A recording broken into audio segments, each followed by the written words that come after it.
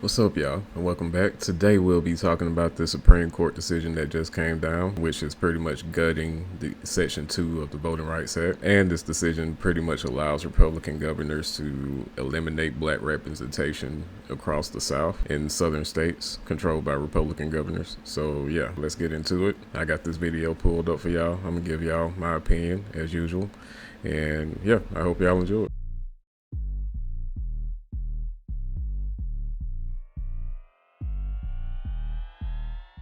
I want to turn now to our chief White House correspondent. Nancy, Jan referred to some of the potential political implications of this. Pick it up from there. Sure. So I think that there is a concern or a question about whether this ruling is going to kick off Chapter 2, if you will, of the gerrymandering arms race that we've been watching play out across the country since last year, when President Trump first said that he thought that Texas should redraw its legislative maps. And the reason that that was controversial is because typically states only redraw their maps once every 10 years after census figures come out.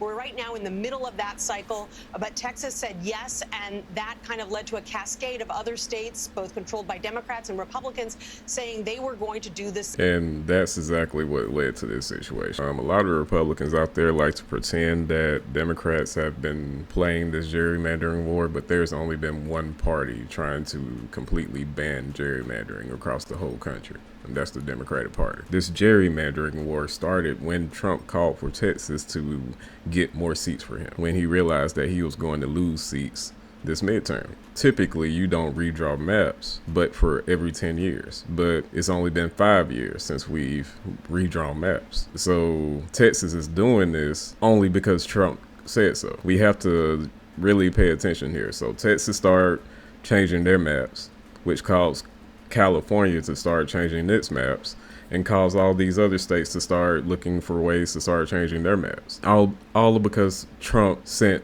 a unhinged tweet saying that he wants to cheat the system, essentially. This is the issue that I have with Trump when it comes to our political system here. He wants to cheat the system, and if anybody gives him any pushback, he's going to accuse them of cheating. Looking for an advantage in the 2026 midterm elections. Now, those elections are just 6 months away at this point. And so it's really tight, very difficult to redraw maps in any particular state with enough time for them to survive any potential legal challenges and train poll workers and get ready for that election in November. But already... Yeah, luckily, this decision came down 6 months away from midterms. So there's not that many states that can actually change things before midterms. I can't express to you how important these upcoming midterms are. It's so important for everybody, as many people as possible, to get out and vote on a massive scale, because this guy is out here trying to completely throw the rule book out the room. He's planning on having ICE and military personnel at the polls. He's planning on putting the act out there to force people to have to either put up a passport or birth certificate just to vote. These are real things that he's trying to do so he can control who's able to vote or what their representation looks like for that election in November. But already, Major, Mississippi's governor has said, he just said on Friday, that he is going to call a special session of the legislature 21 days after this ruling comes down, and the clock starts now because the ruling has just been handed down, to take a look at Mississippi's maps and determine whether they should be redrawn. Right now, Mississippi has 4 congressional seats. 3 are controlled by Republicans. 1 is controlled by a Democrat. And ostensibly, the goal would be to redraw those maps in such a way that you would then have 4 Republican-controlled seats in a Republican-controlled. And that's wild. And I really wanted to get into this Mississippi situation because Tate Reeves already saw what was coming, and he already prepared our state Congress here and our state representatives. He already prepared everything for us to have a special session to take a look at our maps here. And he is going to get Bennie Thompson out of Mississippi. Now, everybody might not be a Bennie Thompson fan, but if there was any black, left-leaning Democratic person interested in taking that spot, it's going to be that much harder because Tate Reeves is going to make it so. This is going to happen unless people get out the vote this November. people need to get out the vote on a massive scale, like seriously, because Tate Reeves is out here setting things up to where black people in Mississippi are not going to have a chance, even if we campaigned on a massive scale. It's going to take 100% participation from black people. So that's the kind of thing that we could now see play out in a handful of states like Mississippi, like Florida, that weren't really part of that first round of gerrymandering, where we saw states like California, Ohio, Utah, Missouri, all scramble to redraw their maps over the last 12 months. Virginia just had an election about that very issue last week. But now we could see a handful of new states try to tackle their maps based on this new ruling. And this is crazy because it's not just going to be Mississippi, but eventually, especially if we don't get out this year for these midterms, if we don't get out the vote, it's going to get bad for black representation across the entire South. As long as there are Republican-controlled states, they are going to make it hard for us. They're going to dilute our vote and going to remove any representation that we could possibly have in these southern states. Pay attention, people. Quarters at the White House. I want to return to Jan Crawford in our Washington, D.C. newsroom.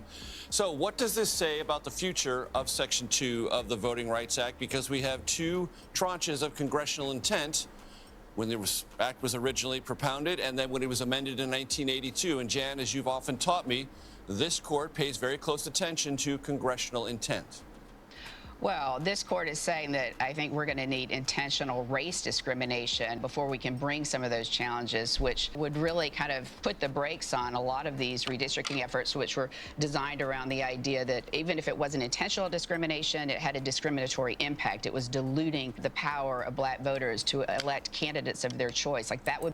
Yeah, and that's another change that this decision made to the Voting Rights Act, Section 2, is that they're making it so you can't even challenge. If you think a district is racially discriminating, you can't even challenge unless you are able to prove that they did it intentionally. Any law expert will tell you that's incredibly hard to do, especially in situations like this. They're setting things up to where they're going to change it, and it's not going to be easily change back. Would be enough. That's not going to be enough anymore. That's what this court is saying. But I think it's important to point out that the court could have gone a lot further. The state of Louisiana and other states like Alabama were arguing that they should just basically strike down Section 2 of the Voting Rights Act. The court is not doing that. They're taking a kind of a more middle ground, but still nonetheless a very broad ruling that even as. And that tells you something, that these Republicans wanted the whole Section 2 removed. They wanted something so extreme as the entirety of Section 2 removed. Justice Thomas says in his concurrence should largely put an end to this, quote, disastrous misadventure in voting rights jurisprudence. Justice Thomas being the voice going back since he joined that court in the early 90s, calling for the court to rethink how it's doing these districts, saying that it divides people into silos based on their race. So it's broad enough for him in this case, Major.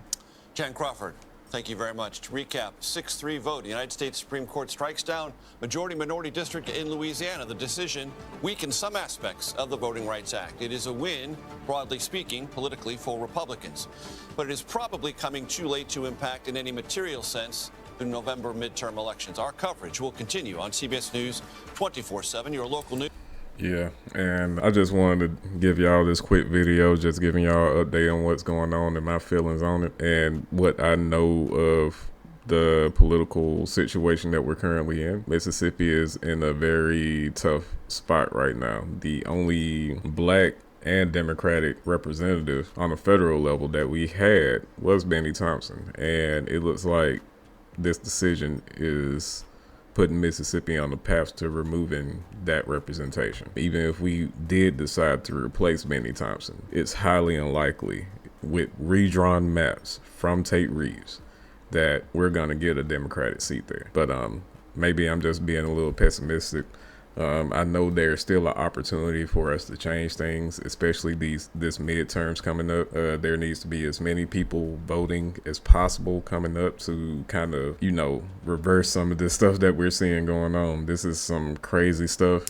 Diluting the black vote is really some, I won't say, you know, top Jim Crow level, but it's Jim Crow-like. It's very new era Jim Crow type situation where they're trying to put the SAVE Act out there to force people to put up a birth certificate or a passport, with passports being with Trump's face on there now. I just posted that the other day. Passports got Trump's face on it now, but you have to have either a passport or a birth certificate to even vote, where they're trying to make it that way. At the same time, they're looking for ways to dilute the black vote in the South. This is all happening at the same time. They're being very strategic in doing this. This is all part of Project 2025. Pay attention. But I digress. I hope y'all enjoyed this video. Please like, share, and follow. I do plan on making more videos and streaming and setting up some debates here and there. So if you're interested in debating me, or if you disagree with me anywhere or anything I say, please hit me up and we can set some up. But yeah, thank you for watching. I'll see y'all next time.